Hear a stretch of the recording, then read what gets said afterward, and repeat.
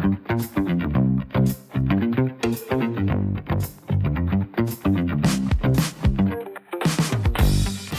everyone, I'm your host Neha and you're tuned into Durian Dreaming, the show that brings you extraordinary stories from seemingly ordinary experiences in Indonesia's fast-paced market.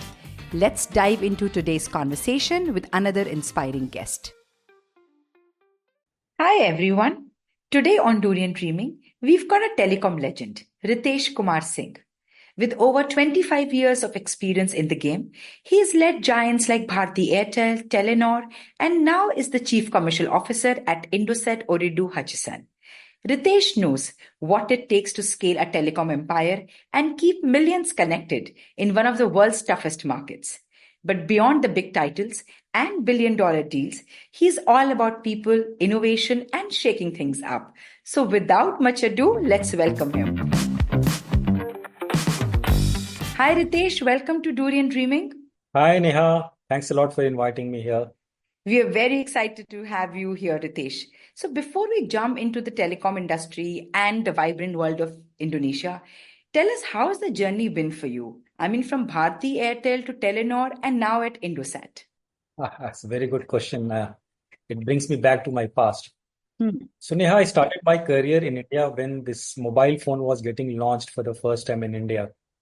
And Okay. at that point in time, it was being considered as an extension of cordless phone. You remember this cordless phone which can work for 50 feet or 100 feet? Oh yeah, of course I do. Yeah, so that point in time, people were thinking, okay, this is the mobile phone which can actually possibly work 1 kilometer beyond their house. So that's where it started as a concept selling. And now look at you and me, where it is today. We cannot leave our house without having mobile phone in our pocket. We can leave our wallet, we can leave our anything, car keys, but not the mobile, That's true. because it carries everything, right? So it has replaced digital camera, it has replaced iPods. So many things has been replaced. So in India, I started working in Delhi. This was my first job there. And the market was slightly different, and people could afford buying phone, but only few of them, only A-class category. So prices of that phone was around $400 kind of thing. So very few people could afford. There was charges very high. From there, now it is today, wherein Indonesia has got around 99% revenues coming from smartphone uses, so data uses. That's the huge difference. As far as my journey is concerned, I have worked in eastern part of India, northern part of India, western part of India, Southeast Asia, and now Indonesia. One thing which has not changed, that industry never fails to surprise us with the ever-changing demand of the consumers. Remember BlackBerry 10 years back, only 2 gigabit data used to be enough, but now every hour people are using 2 gigabyte of data. And with that, I think we have to keep on spending onto our network. So, yeah, so huge shift I can say in last 15 years specifically. Yeah. Ritesh, 5G has been a buzzword for a while now. Yeah. But how do you see it changing the game for Indonesia beyond just faster internet speed? You know, for a common man, 5G means faster internet speed, but what's beyond that? So 5G is expected to contribute around 27.5 billion US dollar GDP by 2030, as per our body of GSMA. And of course, as you said, it enables faster speed around 10 gigabyte per second and ultra low latency. Why ultra low latency? Because people will be able to play games better and IoT kind of things. So there are many cars which gets driven automatically, machine to machine talks. This low latency is very important, and 5G enables us to actually make sure that low latency helps our hero not getting die because of network when we're video games. Also on healthcare, for example, somebody is sitting in US, they want to do operation done, they can use this technology of low latency and make sure they can actually guide and make sure that operations is successful with precision. And also the smart city, you would have heard lots of things around smart city. This 5G is going to help smart city adoption very fast, because then it is all about IoT connectivity and latency. So this is what I can see 5G is going to change the game for Indonesia. But then tell me something. There's a lot of debate about 5G adoption in emerging markets. Yeah. Is Indonesia really ready for it, or do you think we're still a few years away? Yeah, so as of now, we have got around 2% mobile connections are in 5G by 2024 in Indonesia. Okay. Government is yet to announce the spectrum auction for 5G. And small cell network is another thing which we need to do after 5G auctions are being done. And we expect that 35% 5G adoption by 2027 because the handset penetration onto our network is already 17-18%, up by 2x in last 1.5, 18 months time. So we see the ecosystem is getting ready. Okay. And as per our estimate, it will be 35% adoption by 2027. Ritesh, you rightly said that ecosystem Indonesia is still getting ready. Yeah. But we do know that countries like Korea and China are far ahead into this. Yeah. So do you think there's a long way to go for Indonesia, say in terms of infrastructure affordability? Yeah. Or are there deeper roadblocks to this? Yeah, honestly, if you ask me, Neha, I think 5G use case starts where 4G use case ends. What does it mean? It means that within city limits, when consumers are there, they want to watch videos or use a WhatsApp call and watch some reels on Instagram or TikTok or YouTube videos. The 4G is good enough. But where 5G plays the important role is manufacturing and logistics. So there can be AI-driven automation and IoT boost can be done through this and bring lots of efficiency. Healthcare is another thing which I just talked about. We can do AI diagnostic and we can give this to a rural area also because the infrastructure is not that great. With this 5 technology, healthcare can actually go up to Papua level and people can still get the same healthcare benefits. Another thing is the timelines, what you just talk about. I'm expecting 24 to 26 is the preparation time. By 2027, it should start making some significant impact.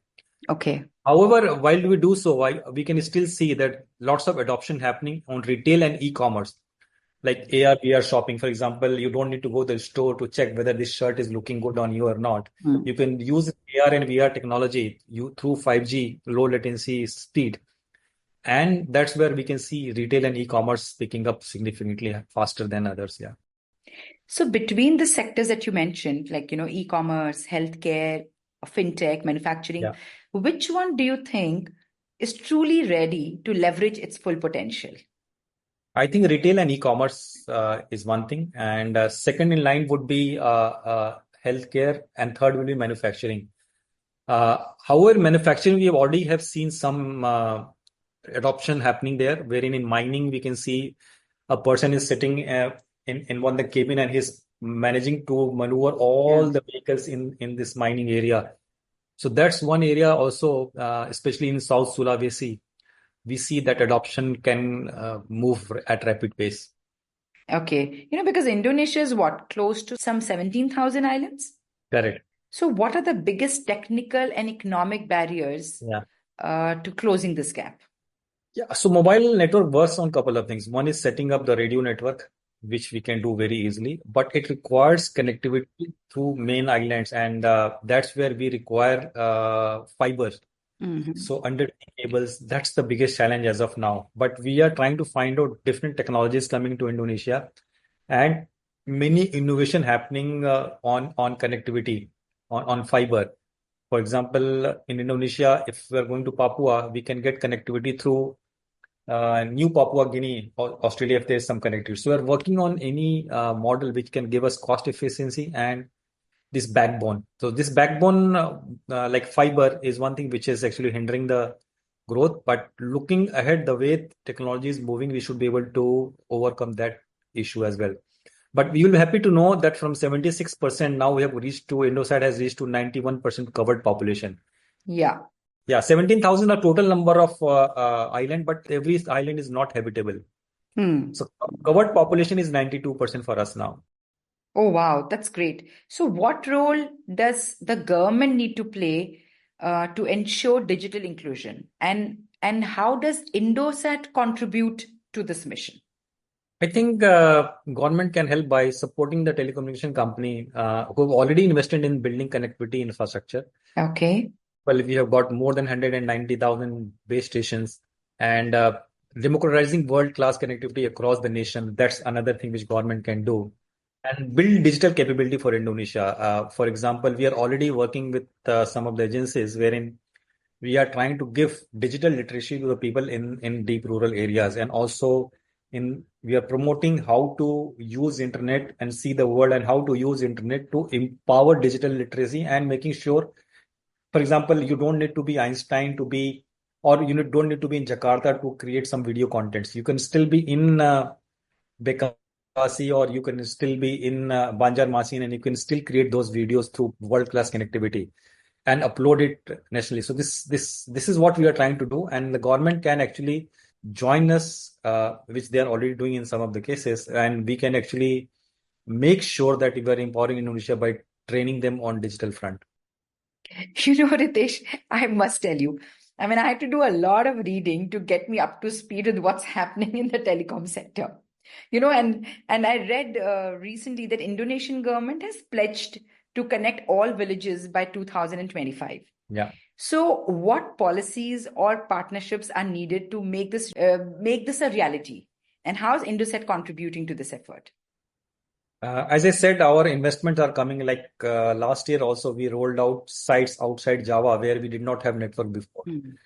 That means we are bringing some more option to the consumer on ex-Java areas. We continue to do in 2025. It's part of our plan also. We would have seen our earning calls wherein we have been talking about investing heavily into 2025 also. So that's where Indosat is going to play its role by investing into technology and on distribution. So Okay. as I said, we are going to have distributor at deep rural Indonesia wherein customer can understand how to use internet and provide them the connectivity in terms of digital literacy, and they can replace their SIM card in case some issues are there. So that's distribution infrastructure build. Apart from network, distribution infrastructure building, which we are going to do in 2025 to realize that dream.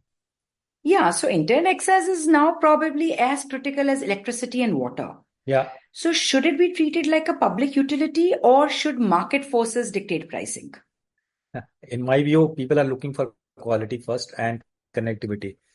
Able to give world-class connectivity at least price. Everyone has the same right to the access of connectivity, like you said, electricity, right, and water.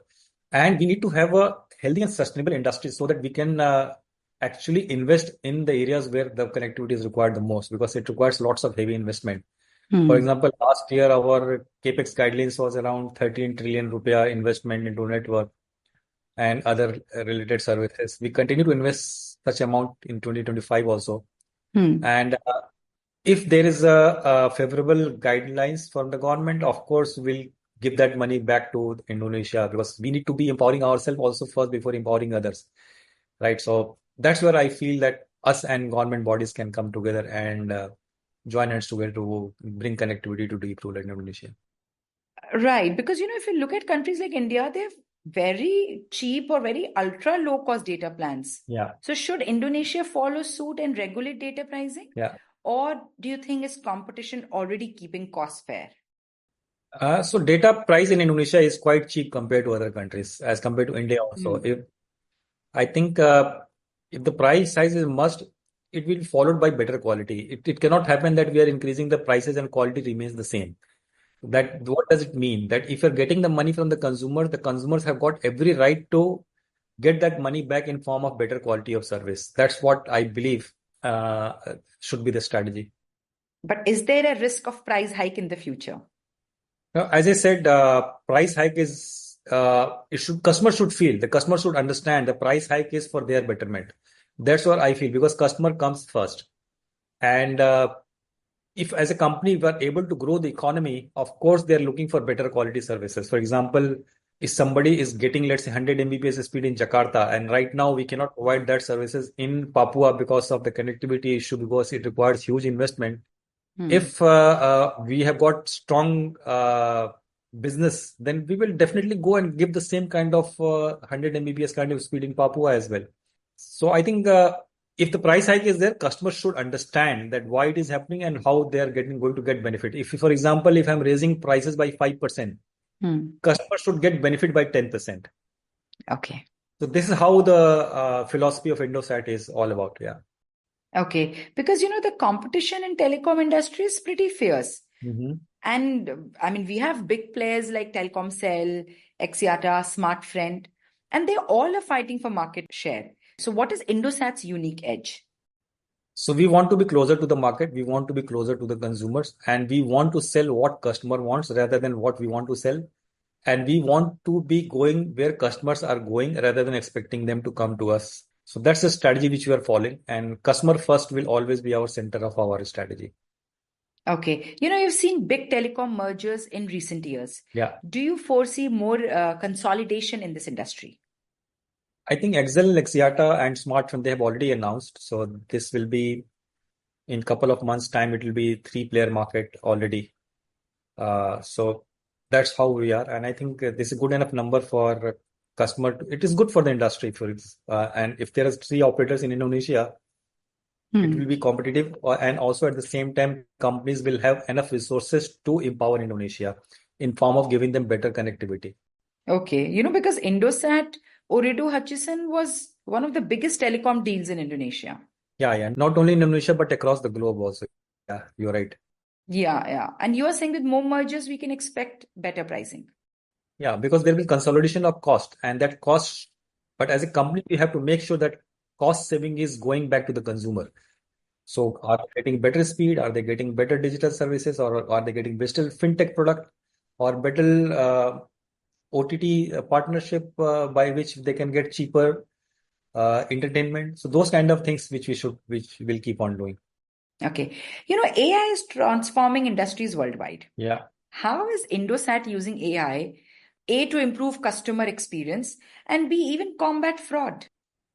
Yeah, so we are using this technology for last couple of years. The first one is for customer experience. We have got AI-driven chatbot, personalized recommendation. For example, if you like going to salon, you will get offers based on your preferences, and predictive analytics, which enhance our service quality. For example, you are watching YouTube videos more, so the network will understand your requirement more and offer you product which is only for YouTube, where you can save lots of cost and higher speeds. Second one is network efficiency. AI optimizes 5G network performance and reducing the latency and improving the coverage dynamics. For example, if some areas are having low utilization, AI can predict and say traffic can be transferred to some other sites, and so on and so forth. Or maybe some of the areas are actually getting lots of uses in terms of network. So AI technology can tell us before this is getting congested to deploy sites. That's what we are already doing. And finally, fraud prevention. We have got the system which can actually detect SIM fraud, fake transaction, and cyber security in real time. And that's the biggest challenge as of now. So we are trying to help consumers by understanding these are spam and they should be careful of. So these are things which we are trying to do. And which one has been the most promising AI-driven change in Indonesia's telecom space? As of now, customer experience is the biggest one, and we see some traction happening on network efficiency also. Fraud prevention, I think we still need to do lots of things. But to answer you, yes, customer experience is the topmost one as of now. And do you think this AI in telecom could lead to job losses, or will it create new kind of opportunities? Yeah, as we are talking, me and you would have used definitely AI tools, right? So it is enhancing our efficiency in my view, and it is also creating new roles like AI engineering, data science, and cyber security. So I'd see there is opportunity available, and we focus on reskilling our employees to adopt AI-driven role rather than job cuts. And AI frees up human workers for higher value tasks. That's what we believe, like innovation and customer engagement. If I'm not preparing reports or not creating PPTs, what I will do, I will go and talk to my consumers and probably make customer more happy, and they will actually engage with us more. So this is how we look at Indosat. Ritesh, you talked about cybersecurity, and that's really like everyone's concern. Now, with more people coming online, cybercrime is skyrocketing. What is Indosat doing to protect customer data? So we are committed to highest data security standards. We want to ensure privacy is our topmost priority. Okay. And we have launched a product called I Am Secure, which is a security solution protecting user from identity theft and cyber threat. For example, if your KTP or Kitas or everything, something is being used on dark web, this product will immediately alert you whether you have used your identity somewhere or not. And then probably you can go and take an action. So that's the product which we have already launched. And now we are doing a global security partnership to make sure that we are bringing that technology here. And spam calls can be identified. That's the area which we are working on. And we also want to empower digital trust. For example, accurate digitalization and connecting the world through security aspect of life. So Yeah. lots of focus there. AI-driven security systems are getting deployed, and we want to customers are being protected from any kind of threats. Yeah, because data privacy is a big concern. So do you think that Indonesia needs stronger laws to protect user information? Across the globe, every government should work on that. Like, all the responsible companies should work on data privacy, because many companies have got data. For example, Meta, for example, Google, Apple, everyone has got the data. It's responsibility of all of us. For example, I'm using internet here. I'm watching something which is the servers are not here. So it is responsibility of all the agencies to make sure that data is being protected all across the globe. We are a global citizen as of now. Yeah. So my view is that we should bring all the ecosystem together, whatever is available in Indonesia, and make sure that people are understanding whosoever is doing business in Indonesia and doing business responsibly. But even spam calls or messages or SMS are becoming a major issue for all of us. Yeah. So do you think telecom companies can do more to stop this, or do you think it's up to the regulators? No, I think we understand our responsibility. I think that's what I told you. We are trying to use AI technology to protect our customer, and we are working towards that direction. I cannot reveal much about that, but in the next 3 to 4 months' time, you will see something happening on spam call. Right. And as the COO of Indosat, what is the craziest spam call have you personally received? Yeah, so it was I got some video or WhatsApp video call from +234 kind of thing, and there's somebody there said, I said, you want to earn some money, you have to like some videos on YouTube, and the money will be given to you immediately. Then I realized that there's some scammers who are actually calling up. So I keep on getting such messages or phone call which actually entice me to get some more money. And is there any scam call that you can recall which you've fallen for? Yeah, so I received a call on AI, and where is my it was the voice of my daughter, and she's saying, I'm on the airport, London Heathrow, and I lost my phone. I'm calling from another number. Can you transfer me money because I lost my phone? So immediately I called her up on her friend's number, and then I got to know it was a scam call. Oh my God, like so sophisticated.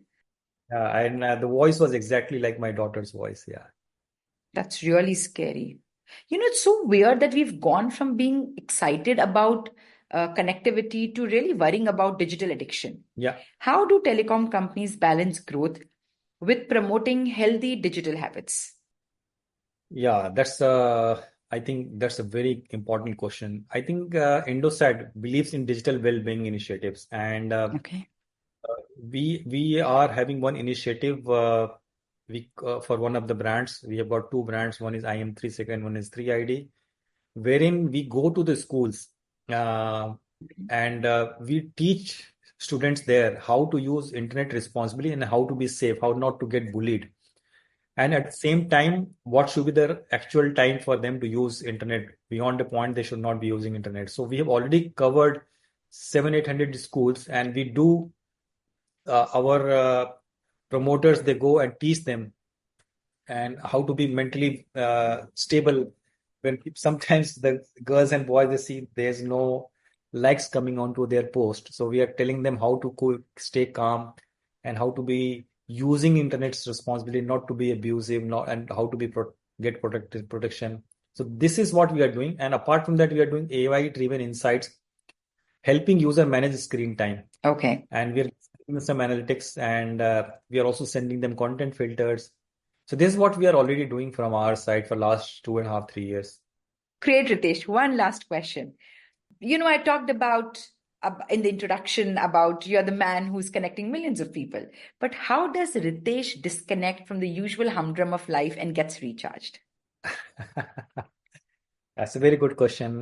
So in my office, people know that if you want to meet Ritesh and get things done, you have to do it before 6 o'clock. But after 6 o'clock, I generally not to pick up phone and not to check mails to respond.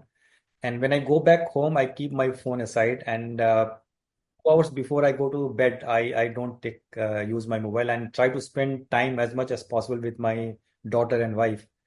And that gives me energy to keep going for next day. And also I get a good sleep because I do believe on one fundamental of my life is shield.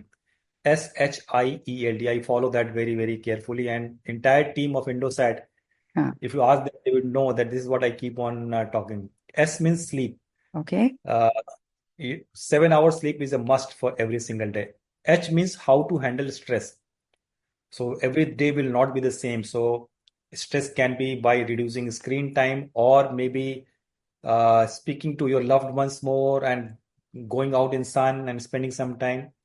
So I means interact. So I just checking my daughter. I think her friends came over and they were sitting next to each other. They were chatting on their phone, but they were not talking to each other. So quite common things. So what we say that we need to interact. We are humans. We need to interact. So sometimes I make sure that I keep my phone up in the apartment, go down and without phone, and we take a walk, me and my wife, and we interact more. So E means exercise. I believe exercise is one of the most important thing to keep us mentally healthy. Exercise is not only physical well-being, it's also mental well-being, because this is one thing which you cannot delegate to others, exercise, right? You have to do it for your own, right? Yeah. And if you can push yourself out of comfort zone every single day morning, that means you are mentally becoming stronger. And in office, you can take much better calls because you're mentally strong. It will not allow you to bother things on your mind. So that is exercise. L means learning. So every day I make sure, Neha, that I learn something new. Okay. Right now, I'm learning how to edit videos for my social media because I'm super terrible at that. So learning something new. And D means diet. So it is important that we are what we eat, and our body is what 60% diet and 40% exercise. So we have to make sure we eat healthy, and we have to make sure that we are not misusing our body to go back to our earlier stage before we are exercising. So that's what I follow, and that's what I do. So I always remind myself that I should be shielding myself before shielding others. Because if I cannot shield myself, I cannot shield others. I cannot shield my wife. I cannot shield my children. I cannot take care of my business. So to take care of others, first I have to take care of myself. And to love others, I have to love myself first before loving others. If I cannot do that, then I have got no right. So that is why shield. Oh, wow. Ritesh, thank you so much for giving us and our listeners an amazing word, shield. I mean, it's such a cool and memorable concept. And I hope it sticks with us every time we think about what we do. Yeah. So whether as an acronym or just an idea, Yeah. this chat has been such a blast. Thanks for making this such a fun and inspiring conversation. Thanks, Neha. Thanks a lot. Thanks for inviting. Take care. And that's a wrap for this episode of Durian Dreaming. I hope today's discussion sparked some new ideas for you. Don't forget to subscribe, share your thoughts, and stay tuned for more exciting stories. Until next time, keep dreaming big.